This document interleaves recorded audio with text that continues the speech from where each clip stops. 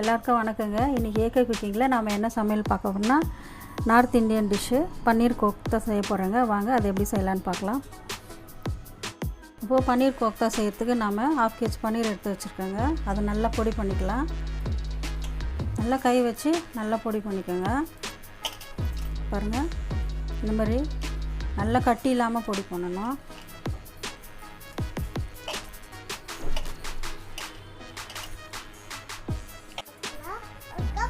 இப்போ பாருங்கள், பன்னீர் நல்லா பொடி பண்ணியாச்சு.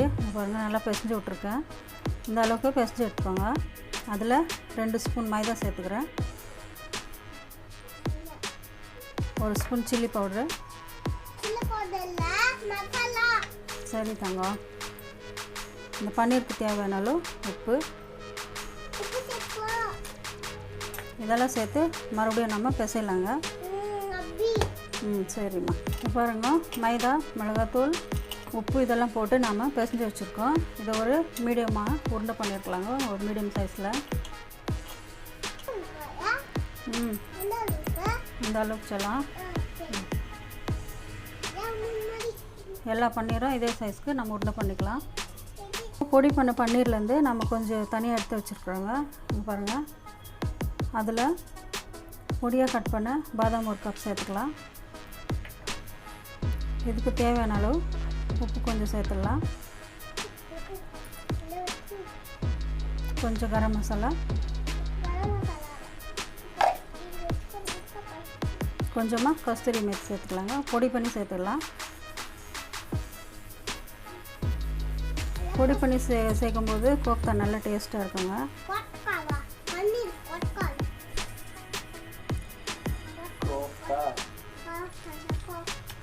இப்போ நல்லா பிசைச்சிக்கலாங்க இதை. இப்போ பாதாம் ஸ்டஃபிங் நம்ம ரெடி பண்ணி வச்சுங்க. இப்போ வாங்க இதுக்குள்ளே ஸ்டஃப் பண்ணிக்கலாம். இதை வந்து கைக்கு நடுவில் வச்சு இப்படி ரவுண்டாக ஃப்ளாட்டாக தட்டிக்கலாங்க. இப்போ இதுக்குள்ளே நம்ம பாதாம் ஸ்டஃபிங் உள்ளே வச்சுக்கலாம். உள்ளே வச்சுக்கணும், மறுபடியும் ரோல் பண்ணிக்கலாங்க. பாருங்க, மறுபடியும் இந்த மாதிரி பால் மாதிரி உருண்டை பண்ணிக்கலாம். சரி, இப்போ பாருங்கள், இந்த மாதிரி பண்ணிக்கங்க. இப்போது எல்லாத்தையும் நம்ம ஸ்டஃப் பண்ணி எடுத்துக்கலாம். இப்போ பாருங்கள், எல்லாமே நாம் ஸ்டஃபிங் பண்ணியாச்சு. இப்போது பன்னீர் கோஃப்தா செய்ய ஆரம்பிச்சிடலாம். வாங்க, ஸ்டவ் பற்ற வச்சு ஒரு கடாயை வச்சுக்கலாங்க. அதில் இந்த பன்னீர் பால் பொரிக்கிறதுக்கு எண்ணெய் ஊற்றிக்கலாங்க. தேவையான அளவு. ரொம்ப சூடாக வேண்டாம். இப்போ ஒன்றா போட்டு நம்ம பொரிச்சு எடுத்துக்கலாம். பாருங்கள், இந்த சூடானா போதும். பாருங்கள், இந்த மாதிரி எண்ணெய் ரொம்ப சூடான பிறகு போடாதீங்க. ஒரு கோல்டன் ப்ரௌன் ஆன போதுங்க. ஸ்மூத்தாக மிக்ஸ் பண்ணி எடுத்துக்கலாம். இப்போ பாருங்கள், கோல்டன் ப்ரௌன் ஆச்சு. இப்போ ஒவ்வொன்றா மெதுவாக எடுத்துக்கலாங்க. பார்த்து ஸ்மூத்தாக மெதுவாக எடுங்க. பாருங்கள், இந்த மாதிரி ஸ்மூத்தாக எடுத்துக்கோங்க ஒன்றா. இப்போ பன்னீர் பொரிச்ச அதே எண்ணெயில் கொஞ்சம் சீரகம் போட்டுக்கலாங்க.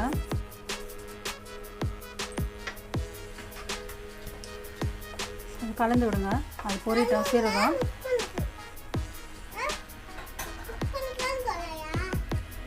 ஒரு சின்ன துண்டு இஞ்சி, ஒரு 10 பல் பூண்டு எடுத்து பொடியாக கட் பண்ணி வச்சுருக்கோங்க. அதையும் சேர்த்துடலாம். இதுவும் பச்சை வாசனை போகிற அளவுக்கு மிக்ஸ் பண்ணிக்கலாம். இப்போ 2 வெங்காயம் எடுத்து பொடியாக கட் பண்ணி வச்சுருக்காங்க. அதையும் சேர்த்துக்கலாம். 2 வெங்காயம் சொல்லுங்கள். 2 ஆனியன். 2 ஆனியன் தான்.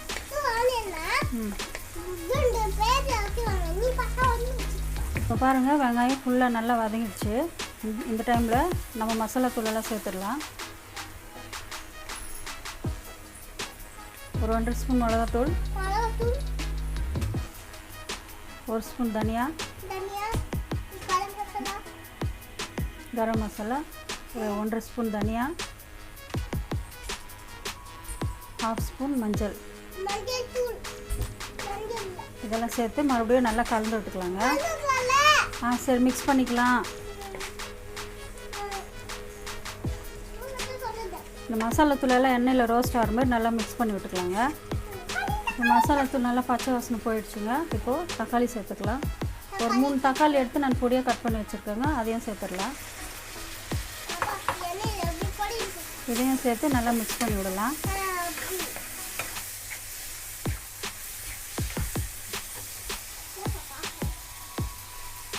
இந்த மசாலா தூளுக்கு தேவையான உப்பு சேர்த்துக்கலாங்க. தக்காளி போட்டது உப்பு போட்டோம்னா தக்காளி சீக்கிரமாக வதங்கிடும். இப்போ இதையும் சேர்த்து நல்லா கலந்து விட்டுக்கலாங்க, மிக்ஸ் பண்ணிக்கலாம். இப்போ தக்காளி நல்லா வதங்கி ஒரு பேஸ்ட்டாக நம்மளுக்கு கிரேவி மாதிரி ரெடி ஆகணுங்க. அதனால கொஞ்சமாக நான் தண்ணி சேர்த்துக்கிறேன். தண்ணி சேர்த்து கொஞ்ச நேரம் கொதிக்க விடலாம். மிக்ஸ் பண்ணிக்கலாம். இப்போ பாருங்கள், மசாலாலாம் நல்லா வதங்கி எண்ணெய்லாம் மேலே பிரிஞ்சு வந்துடுச்சு. இப்போ கிரேவி ரெடி ஆகிடுச்சுங்க. இப்போ வந்து நம்ம க்ரீம் ஊற்றிக்கலாம்.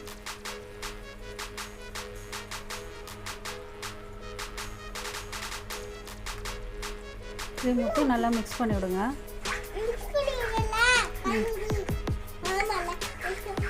எல்லாம் எனக்கு மாற்றி மாற்றி சொல்லி கொடுக்குற செல்லனி. கொஞ்சம் லைட்டாக கொதிக்கிட்டாங்க. இப்போ பாருங்கள், நமக்கு கிரேவி ரெடி ஆகிடுச்சுங்க. இப்போது ஸ்டவ் சிம்மில் வச்சுட்டு நம்ம இந்த பன்னீர் பால்ஸ் எல்லாம் போட்டுக்கலாம். பால் மாதிரி.